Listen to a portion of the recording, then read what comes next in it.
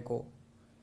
और बहुत जल्दी कुछ दिनों के अंदर सीबीआई मनीष जी को गिरफ्तार करने वाली है। मैंने तो आपको 3-4 महीने पहले ही बता दिया था। इनके लोगों ने हमें बताया था कि मनीष जी को ये गिरफ्तार करने वाले हैं, जल्दी गिरफ्तार करने वाले हैं। 3-4 महीने पहले बताया था। मैंने प्रेस कॉन्फ्रेंस करके, उसके बाद अपने कई भाषणों में, असेंबली में मैंने कहा था कि ये मनीष को गिरफ्तार करने वाले हैं। तो 3-4 महीने पहले जब इनके लोगों ने मुझे बताया कि मनीष जी को गिरफ्तार करने वाले हैं, मैंने कहा मनीष ने क्या कर दिया, क्या केस है? तो उन्होंने बताया अभी कोई केस नहीं है, कुछ मिला नहीं है, ढूंढ रहे हैं, कुछ बना रहे हैं। तो अब हमारे देश के अंदर एक नया सिस्टम लागू किया गया है। पहले ये तय किया जाता है कि किस आदमी को जेल भेजना है, और फिर उसके खिलाफ एक मनगढ़ंत झूठा केस बनाया जाता है और उसे ज़बरदस्ती जेल भेजा जाता है। एक नया सिस्टम हमारे देश के अंदर अब लागू हुआ है। मीडिया से अभी तक जो मुझे पता चला है कि जो जो ये आरोप प्रत्यारोप लगाए जा रहे हैं, मैंने सारा अभी चेक कराया। पूरा का पूरा केस बिल्कुल झूठा है, बिल्कुल झूठा है। उसमें रत्ती भर की भी सच्चाई नहीं है। मैं मनीष सिसोदिया को 22 साल से जानता हूं। सन 2000 में पहली बार मिला था मनीष जी से। एक बेहद कट्टर ईमानदार आदमी है, कट्टर देशभक्त आदमी है। हमारे देश में पिछले 75 साल में सरकारी स्कूलों का बेड़ा गर्क कर दिया था इन सारी सरकारों ने मिलकर, इन सारी पार्टियों ने मिलकर। बहुत बुरा हाल कर दिया था इन लोगों ने। करोड़ों करोड़ों बच्चे, गरीबों के बच्चे जो इन सरकारी स्कूलों में पढ़ते थे, उनका भविष्य अंधकार में था। कोई उम्मीद नहीं थी। गरीब का बच्चा गरीब बनेगा, अमीर का बच्चा अमीर बनेगा। गरीब का बच्चा मजदूरी करेगा, रिक्शा चलाएगा।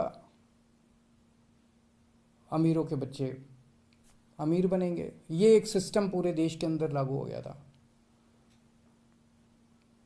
पहली बार आम आदमी पार्टी की जब सरकार बनी दिल्ली के अंदर, मनीष सिसोदिया जी एजुकेशन मिनिस्टर बने। दिल्ली के अंदर भी सरकारी स्कूलों का बहुत बुरा हाल था। दिल्ली के अंदर मनीष सिसोदिया ने रात दिन मेहनत करके दिल्ली के सरकारी स्कूलों को शानदार बनाया। ऐसा बनाया कि अब अमीर लोग भी अपने बच्चों को सरकारी स्कूल में भर्ती करा रहे हैं। अमीरों के और गरीबों के बच्चों को एक जैसी शिक्षा मिल रही है। दिल्ली के सरकारी स्कूलों के अंदर एक ही डेस्क पे एक जज का, एक अफसर का और एक रिक्शे वाला का बच्चा बैठ के एक ही डेस्क पे बैठ के पढ़ते हैं।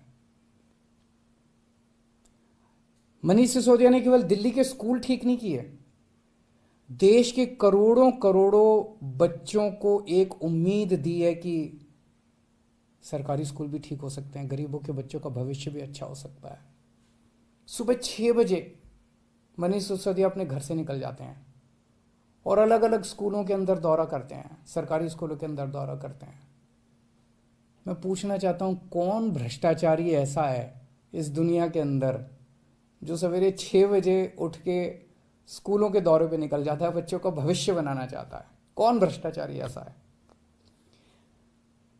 तो जेल से हमें डर नहीं लगता। मैं इनको थोड़ा सा, ये लोग समझ लें कि इनको इनको लगता होगा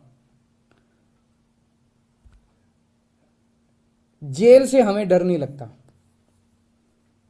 तुम लोग सावरकर की औलाद हो जिसने अंग्रेजों से माफ़ी मांगी थी।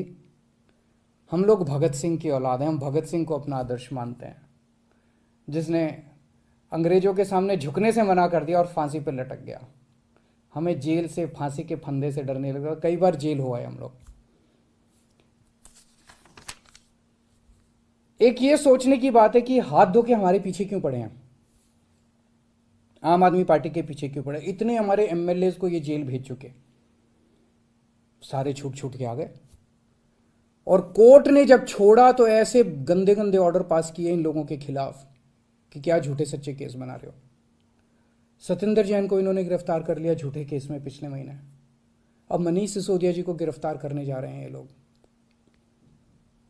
तो आखिर ये आम आदमी पार्टी के पीछे क्यों पड़े हैं, हम ही लोगों के पीछे क्यों पड़े हैं? 3 कारण हैं। पहला कारण, आम आदमी पार्टी वाले कट्टर ईमानदार हैं।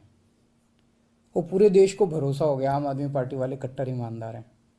सारा देश कहता है यार कुछ भी हो, ये लड़के हैं तो ईमानदार। ये लोग झूठे केस बना बना के हमारे ऊपर कीचड़ फेंकना चाहते हैं। ये दिखाना चाहते हैं दुनिया को कि देखो ये भी हमारे जैसे ही हैं, जैसे हम भ्रष्ट हैं ये भी वैसे ही हैं, ये भी भ्रष्टाचारी हैं। पर दुनिया इनके यकीन नहीं कर रही। दुनिया खुद ही कह रही है कि झूठे केस लगा रहे हैं। तो जो मर्जी कर लो, सच सच होता है, झूठ झूठ होता है। जितना मर्जी कीचड़ तुम फेंक लो, कीचड़ चिपक नहीं रहा हमारे ऊपर। पाक साफ है हम लोग, सच्चाई के रास्ते पे चलते हैं, भगवान हमारे साथ है। दूसरा कारण, ये हमारे पीछे क्यों पड़े हैं हाथ धो के? जब से पंजाब में आम आदमी पार्टी जीती है, पूरे देश के अंदर आम आदमी पार्टी की आंधी आ रही है। पूरे देश के अंदर आम आदमी पार्टी की चर्चा हो रही है। पूरे देश में आम आदमी पार्टी फैल रही है। ये उसे रोकना चाहते हैं। ये नहीं चाहते कि आम आदमी पार्टी पूरे देश के अंदर इनकी टक्कर में खड़ी हो। पर मैं इन्हें कहना चाहता हूँ, तुम जो मर्जी कर लो, आम आदमी पार्टी को पूरे देश में फैलने से कोई नहीं रोक सकता। आम आदमी पार्टी पूरे देश के लोगों की उम्मीद बन चुकी है।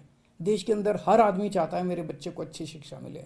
देश के अंदर हर आदमी चाहता है मेरे परिवार को अच्छा इलाज मिले।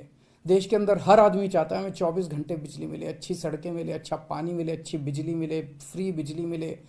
सब लोग अच्छी सुविधाएं चाहते हैं। हर आदमी चाहता है देश के अंदर भ्रष्टाचार खत्म हो।